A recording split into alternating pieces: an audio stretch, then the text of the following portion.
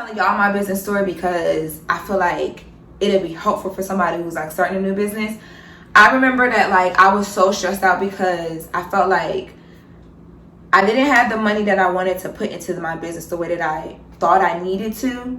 So I felt like I had to stop completely doing anything whatsoever and not sell any products whatsoever until I got the money to figure it out.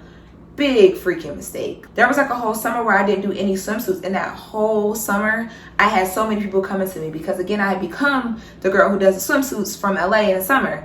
I had so many people coming to me like, yo, I need swimsuits, I need this, I need that. To the point where I honestly started going back to some of my vendors and just like buying stuff for people, like kind of like personal shopping with swimsuits, buying stuff for people as they needed it. And I was like, I'm doing all of this. Like, if people still looking for my brand and for me right now, like, why I'm tripping off of, you know, what I do or don't have to put into it. Even though you're a small and like a newly starting business, you want to keep that mindset. Like, you don't want to jump too fast. Like, you definitely don't want to do that because you'll waste a lot of money and a lot of time, but you definitely want to, you know, as you're taking your gradual steps, have the learn from the smaller steps so that your bigger steps are planted a lot more firmly. That's when I decided, like, all right, I'm going to come back, and when I come back, it's going to be like a whole thing. From there, I would do that every single summer, and then, you know, I started making more money at my other career, which is television. And my whole thing was I wanted to build both simultaneously because I felt like with me being a personality, the more I grew my brand, the more people would want to, you know, be like, hey, what else does she do? Like, click on the link in her bio. Oh, it takes us to this website where we can shop with her. And then, you know, she has a YouTube channel and all that stuff. So that's what I tried to do. Not even gonna lie to y'all, it got hard as hell. Like, it's very hard to focus on two things that are not mutually exclusive at the same time and apply the same amount of 100% to both things. So again, I wasn't selling clothes. And what I found was bathing suits were so fun, but I wasn't on vacation all the time. I was at work a lot. So when I would go to the beach and just do, you know, chill things, I would shoot a lot of content so that I had, y'all keep hearing me say content, that is key. So that I would have a lot of like pictures to post on Facebook and Instagram and Snapchat. Snapchat was a huge seller for me at the time. Now it's Instagram and Facebook and YouTube, but Snapchat used to run my numbers up. I always said to myself, like, when I get the proper investment money, I want to get into clothing because it's a lot easier to market things, number one, that you care about and you actually personally believe in and you believe the product is good, but also things that you can incorporate into your everyday life.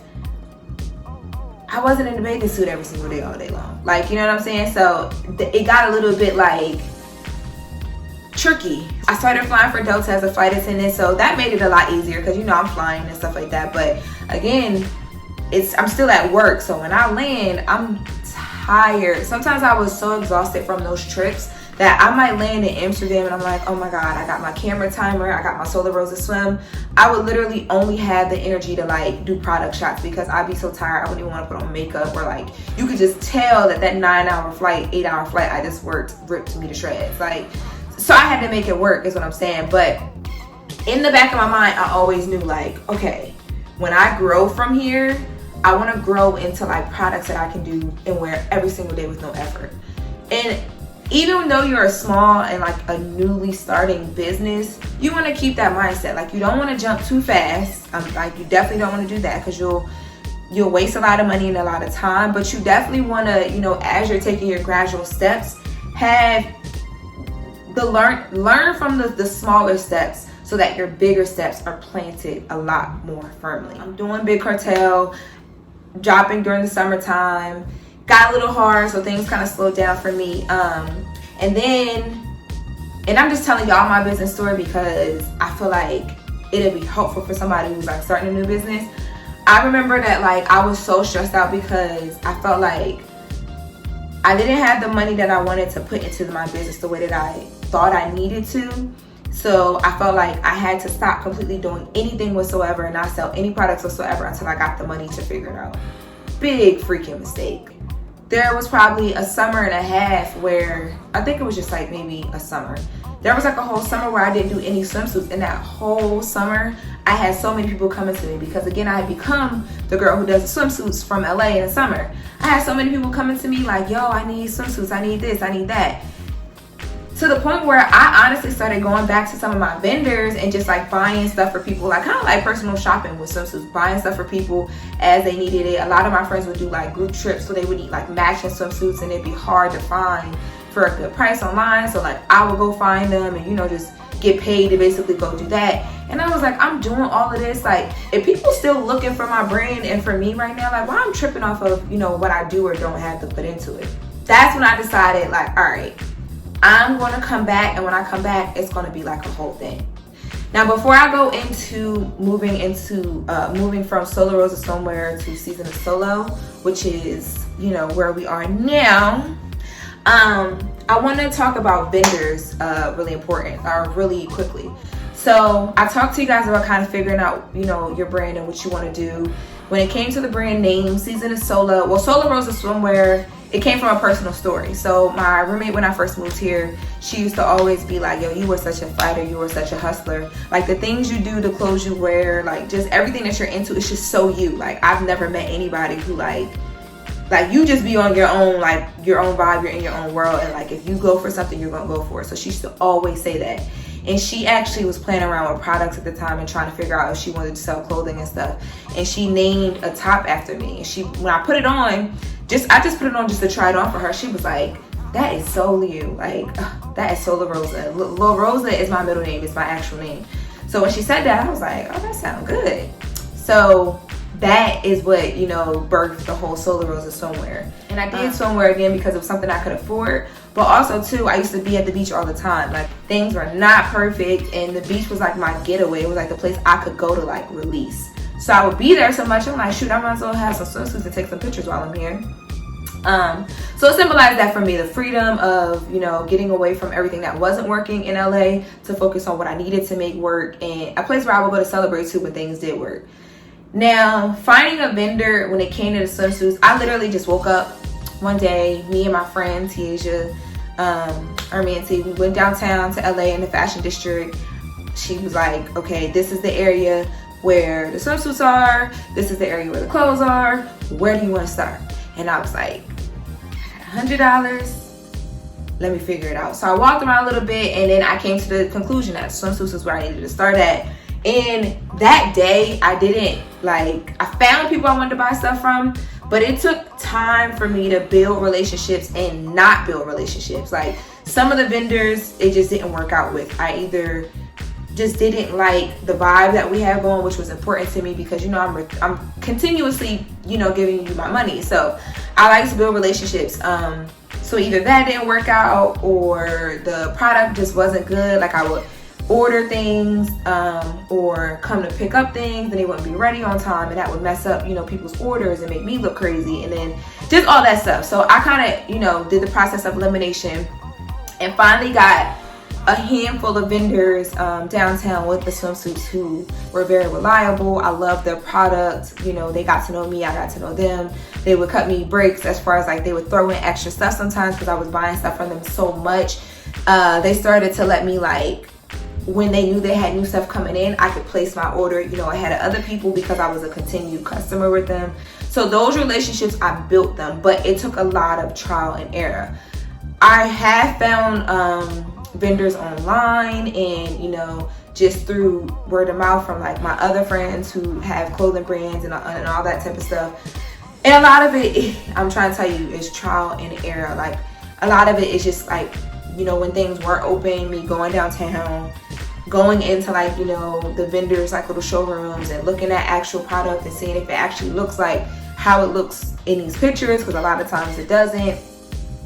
Ordering stuff offline, having to wait to get it and try it on. Sometimes you get it and it's nothing like what you expected and you can't return it because they're not answering the phone calls. Like, it's a whole thing. But I advise you to start, if you can, you know, make the trip to LA once the pandemic is over. I advise you to come here, just go to the LA fashion district and literally just like walk and wander around. And I promise you, it sounds crazy, but you'll leave with so many resources. One of the biggest mistakes I made when trying to figure out a vendor both online and in person, I would see things that I loved like online, or I would see potential in it online. So I would be like, okay, I'm going to order like 12 of these, or so, well, you have to order 6 and 12 of things most times. That's how things sell wholesale. You can't just buy one thing. When you buy one thing, they call it retail, and a lot of wholesalers don't do retail. I will order a bunch of stuff, and then I would get the stuff, and it'll be like my first time ordering from a vendor, or my first time ordering that type of product from a vendor. And I'll get the stuff and I'll be like, damn, this is nothing like what I thought it would be. So I have to go through, you know, the whole exchange process and all that stuff. And again, a lot of times with these vendors, they're from out of the country. So that's a whole thing. I've had to push drop dates back, like all that stuff. Like just trying to figure out shipping and using online sources for the first time. You just gotta give yourself time. You gotta give yourself some time. You gotta, you know, not put a whole bunch of money into a vendor whose product you don't know right up front. And once you find people that their product is good, they're reliable, they do good business, I would really encourage you to continuously do business with them. Like, you can find new vendors all the time, but again, it's that trial and error. But you find people that do good business, trust me, in clothing and product, it's a lot of money that can be wasted if you just all over the place doing everything with everybody. Like, you gotta find you know, you got your tribe, like your homegirls, your group chat. You gotta find your vendor tribe, and once you find your vendor tribe, you know, you have them that you stick to for certain things. And as you need other things, you know, you'll get better at like weeding out who's BS, who's not, what's good product, what's not. But to begin with, I say find a good 2 to 3 vendors. Honestly, it can be like 2, maybe even 1 will help you, and go from there. And when you find them vendors, another thing that I did my first time going from LoRosa swimwear to Season of Solo, the first time I did it, I bought a bunch of different products from downtown in LA, and the products were cool, but I feel like once I put them on, I didn't love them. And so I don't know, it's just like, to me, it was a lot harder for me to like push it and market it because I didn't love it. It didn't really mean anything to me. Like, it was just, I don't know. It just wasn't there. And then another thing too is like, when you're buying from these vendors, you got to really understand your market. So at the time, because I'd only been doing stuff during the summertime, I was so used to, okay, if it's hot in LA, it's hot, you know, on the East Coast too. And I'm from the East Coast, so that's where a lot of my market is. When I bought the clothing, I believe it was like not summertime, you know, on the East Coast. It was still cool there. But a lot of the clothing that I bought here that was available to get from the store here was summer-based clothing. Y'all see where I'm going with this. So ain't nobody in Delaware buying tank tops and tube tops and short sets and all that if it's snow outside. And my market is over there. My market is on the East Coast and I'm selling shorts. So I had to figure that out too. Like, I had to learn to do a little bit of both, because I do have people who buy from me here in LA and kind of all over the world now. But in the beginning, my market was heavily on the East Coast. So I had to, you know, cater to that until it started to grow on its own. I wasted a lot of money that first go round. I remember to this day, $336 on product. And literally, a lot of that product is still sitting in my house right now. It's a story to tell.